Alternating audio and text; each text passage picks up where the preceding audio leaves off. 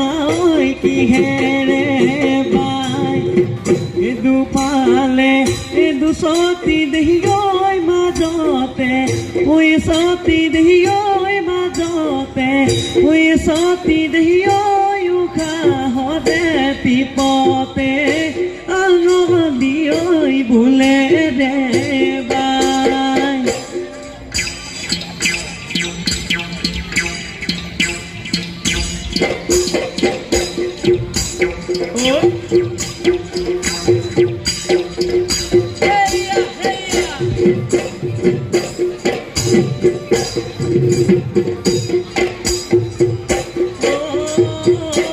আহিলে ৰঙালী গহুনে তৰা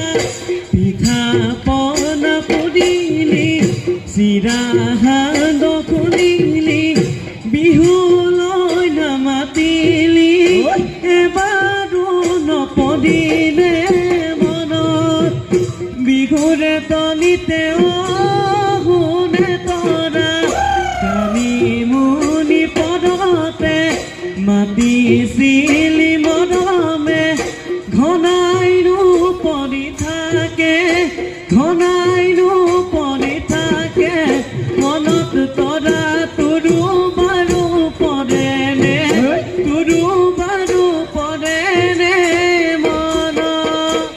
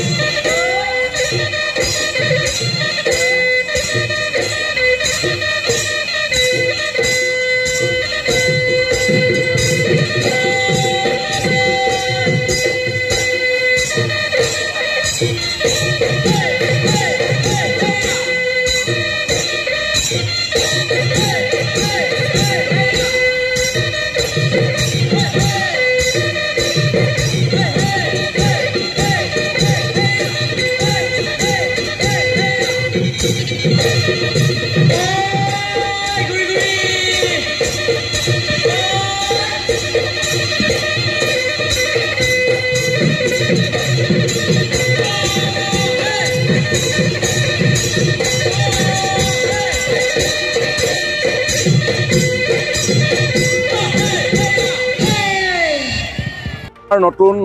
প্ৰজন্মৰ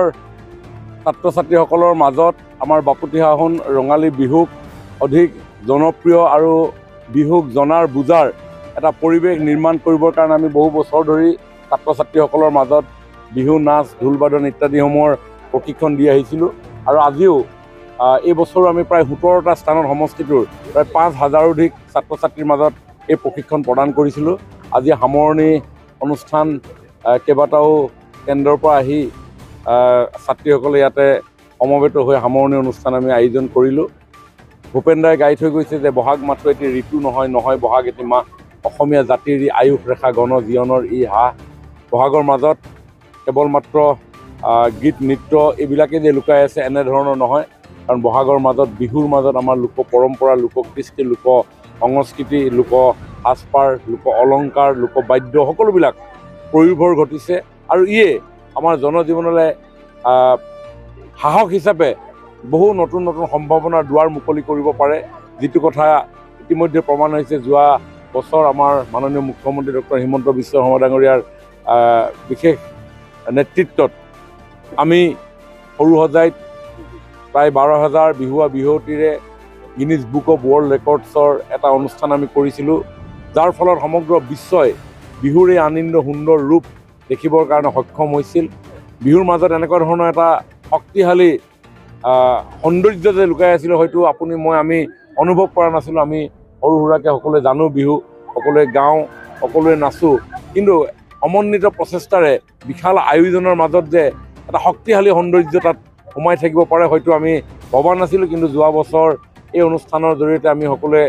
অনুভৱ কৰিলোঁ, আৰু তাৰ ফলত আমাৰ ৰিহাখন জিলিকি উঠিল, আমাৰ গামখাৰু জিলিকি উঠিল, আমাৰ ভমকাফুলীয়া মেখেলাখন জিলিকি উঠিল,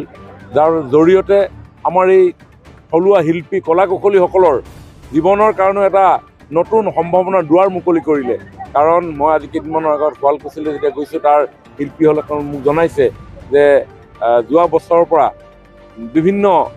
দেশ বিদেশৰ গ্ৰাহকে মুগাৰ ৰিহাখন, চাদৰখন অথবা মেখেলাখন বিচাৰি তেওঁলোকৰ হাতত অৰ্ডাৰ প্লেচ কৰিছে। তেওঁলোকে এই কথাটো জনাইছে যে এই কথাখিনি যোৱা বছৰৰ পৰা অলপ ডেভেলপ হৈছে। মই ভাবোঁ আমি নিৰন্তৰ প্ৰয়াস আৰু প্ৰচেষ্টাৰে নিশ্চয় বিহুক চাবৰ কাৰণে, বিহুক জানিবৰ কাৰণে, বুজিবৰ কাৰণে দেশ বিদেশৰ বিভিন্ন পৰ্যটকক আমি আকৰ্ষণ কৰিব পাৰোঁ, আৰু বিহু অনাগত দিনত এটা পৰ্যটনৰ ক্ষেত্ৰখনৰ বাবে এটা অতি আকৰ্ষণীয় ক্ষেত্ৰ হৈ উঠিব পাৰে। না, আমি অহা বছৰ মাননীয় মুখ্যমন্ত্ৰী ডাঙৰীয়াই কৈছে যে অহা বছৰ দিল্লীত প্ৰায় 25,000 বিহুৱা বিহুৱতীৰে আমি ৰাষ্ট্ৰীয় প্ৰেক্ষাপটত বিহুক আমি উপস্থাপন কৰাৰ প্ৰয়াস কৰিম, আৰু তাৰ বাবে আমাৰ ইতিমধ্যেই কিছু সৰু সুৰাকৈ কামবিলাক আৰম্ভ হৈছে, আৰু বিভিন্ন স্থানত আমি যোৱা বছৰ যেনেকৈ গুৱাহাটীত অনুষ্ঠিত কৰিবৰ কাৰণে বিভিন্ন স্থানত বিহুৱতীসকলক নিৰ্বাচিত কৰিছিলোঁ, আমি তেনেধৰণে বচা বচা নাচনীক বিহুৱা বিহুৱতীক আমি নিৰ্বাচিত কৰিম। আৰু আজি আমি ইয়াতে যি কৰিছোঁ প্ৰায় 5,000 বিহুৱা বিহুৱতী, তাৰ মাজৰ পৰাও বহু সংখ্যক নিৰ্বাচিত কৰিব পৰা যাব। তেওঁলোকৰ উৎসাহ বৃদ্ধি পাব, আৰু বিহুক যথেষ্ট চৰ্চাৰ এক বিষয় হিচাপে আমি আগন্তুক দিনত আমি আগুৱাই লৈ যাব পাৰিম।